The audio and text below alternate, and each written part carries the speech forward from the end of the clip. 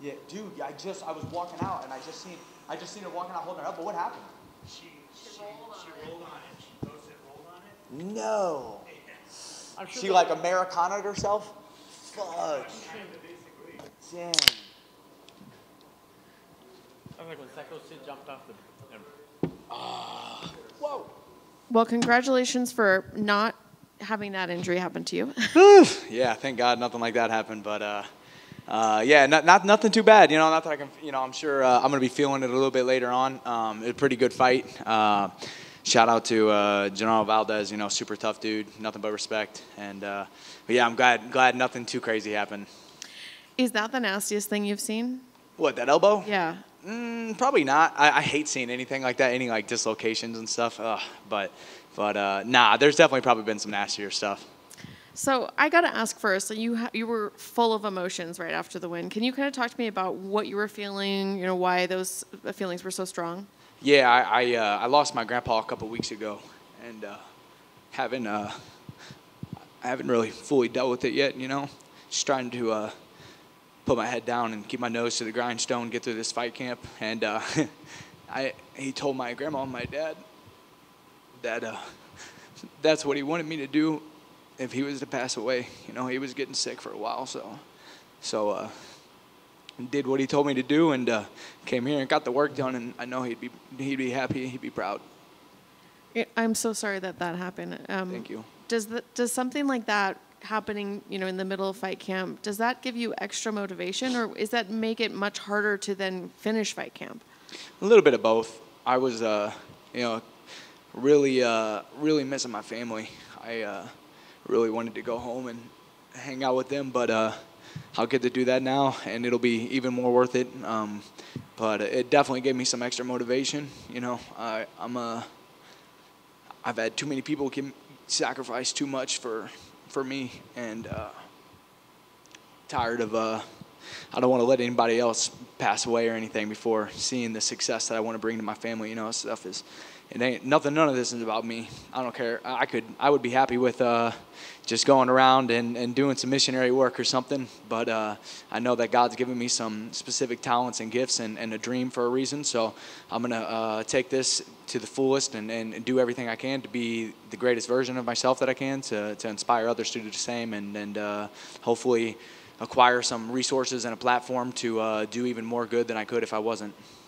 I imagine that now your family has something to celebrate. That's got to be something to feel good, you know, that's something you were able to give to them.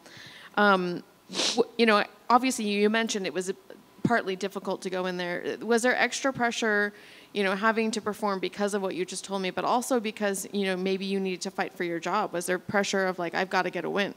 Yeah, truthfully, there was a lot of extra pressure. I dealt with it a lot at the beginning of fight camp. You know, I was like, man, we got to get this win. You know, if by you know whatever happens, if I lose, regardless of the previous fights, you know, everybody. I had a couple people tell me, you know, that even if I lost this fight, they might still give me one more just because my first one was short notice up a weight class. Second one was, you know, going my way and then got stopped, you know, due to the cut. So, but I wasn't trying to leave anything up for chance, so I knew that I needed to get in here and get my hand raised. So definitely added a little bit of extra pressure, but a little extra motivation too. I wasn't going to leave it. I wasn't going to leave without getting my hand raised this time. What about the fight itself? Did you expect it to go 3 rounds, or did you kind of expect a little bit different? Were there any things you had to change when you were in there? You know, of course, you're always hoping for a finish. You know, pray for the worst, or pray for the best and prepare for the worst. But so we were hoping for a finish, and actually, a lot of the stuff, the fight played out a lot how we were expecting it, and I believe I dropped him with a right hand counter and a kick right off the bat. We drilled that a ton. I even goofed up and made some mistakes doing some stuff that we said that I needed to make sure I didn't, not to do. But yeah, the fight played out a lot like how I was expecting it to, and I was hoping to get a finish, but I knew that he was tough as nails, man. He's a super tough dude, and hats off to him. Way to stick in there. It was a good fight. Hopefully, fight of the night. And what's next for you? When do you want to get back in there? Do you have an opponent in mind or anything like that? Nah, no specific opponent, but I'm ready to get back. I definitely want to get one more before the end of the year, and just happy to get back in there as soon as I can. I'm gonna go home, and calf's a little beat up from this fight for sure, and I'm sure I'll find out about some other little dings here in a couple hours. But yeah, no specific opponent. Just happy to get back in here before the end of the year. You want a big crowd for your next fight? Heck yeah, that's what I do want to call out though. I'm ready to. Hey, I love the Apex. I'm grateful to fight anywhere for the UFC, but I would definitely like to fight in front of some fans. You know, man, this was such an amazing experience too. Because I actually ended up having I think almost like 10 people here in the Apex, which was spectacular to me. And my little brother got to be here, and that was just one of the coolest things. You know. I know it really means a lot to him. So, yeah, I hope that after this I can get on an arena card, and I think I'll sell quite a bit of tickets and get a big group out there. That second round, how hurt were you? I got dropped. Definitely a little. Kind of blinking it out, but I recovered pretty fast. I was like, I knew I was in a little bit of danger. I had to keep moving my feet. I couldn't stay right in front of them. I was a little rocked, but I recovered, probably 5, 10, 15 seconds, whatever it was, but got my wits back underneath me, and I knew just stay calm. I've been, shout out to my boy Christos Yagos, the Spartan, freaking absolute savage. He's my main training partner this whole entire fight camp. Dude really helped me so much, man, so huge shout out to him. And I really don't think there's many people tougher out there than that guy. So he helped me get ready for this, and I knew I worked a lot with him this fight camp, working on just staying relaxed. No matter how bad things get, stay in a mental zone too. A little David Goggins insight, but just keeping your wits about you and not getting too frantic. So I knew that even once I got rocked, I was like, it's cool, you're good. Just move your feet, calm back down. Don't get too overzealous. Is laser tag the best way to cut weight? Dude, that was so much fun. Hey, listen, Tuco, I'ma out your secret.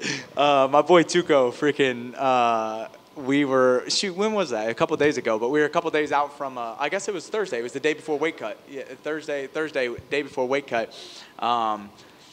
Just trying to stay active and run around a little bit, but make it fun, So we went and played laser tag, and dude, it was a whole lot of fun. It was such a good little weight cut hack, something to kind of keep your mind occupied to where you're not thinking about just not eating or drinking anything and dying, cutting weight. You're just running around having fun, blasting some people. Congrats, man. Hey, thank you so much, Alex. Awesome match. You have that, I think it's like a gladiator on your arm. That was absolute war. That was fantastic. Thank you. And rest in peace. He's Thank watching and was like, that was what I'm talking about. If you get that 50K, what are you doing with that? Man, I was very fortunate to be able to help out a little bit of my family with some of the money from the last one, and I'm gonna really try to stash all this one in the bank account. I really hope I can get another 50 G's, but I'm gonna start being real. Trying to be as smart as possible with my money. I'm a pretty simple guy. I would be content. I'm happy with the way my life is. I don't really need anything fancy, so I'm gonna be right back to work, and nothing's really gonna change. So I'm probably just gonna stash that in the bank and hopefully start making some good investments towards the future, making my money make money. That's awesome, man. Smart money. I like it. Speaking of smart, your strikes in there were fantastic. You gave as good as you got, but you landed this, I think it was like a standing knee in the second round that I honestly looked thinking his head was going to pop off. How amazed were you that didn't even drop him? Dude, that dude's tough as nails, man. I hit him with that, and I felt my knee connect, and I was like, oh, this is it. I thought he was done. I was like, oh, I'm going to finish him. And, obviously I didn't. But, dude, I knew going into the fight, man, this dude's tough as nails, and that's what we got ready for. Like I said, shout out to my boy Christos Yagos. There's not many tougher than that dude right there. So I had the best training partner in the world for this fight, and, we were ready for that dude to freaking stick around no matter what I hit him with. Excellent. And that's true. Iron's going to sharpen iron. 100%. Your recovery was fantastic. Shout out to your, cardiovascular, because the shots that you took when it seemed that you may have been stunned, you were able to recover so quickly. How was it in between rounds to have your team kind of settle you down, catch your breath, and be like, okay, where are you? Are you ready to go again? Oh man, yeah. The three guys that were in my corner, man, Coach Greg Jones, the wrestling wizard, my boy Tuco, and Christos, man. I really can't say enough good things about these guys. They're much more than just you know, teammates, brothers to me, and to have them there with me was is just amazing. You know, they knew exactly what to tell me to kind of bring me back. You know, not let my mind get too out of control, and told me everything I needed to do. You know, I wish I could have listened even a little bit better, capitalized on some more things, but it meant the world to me to have them there for sure, and they you know, helped tremendously.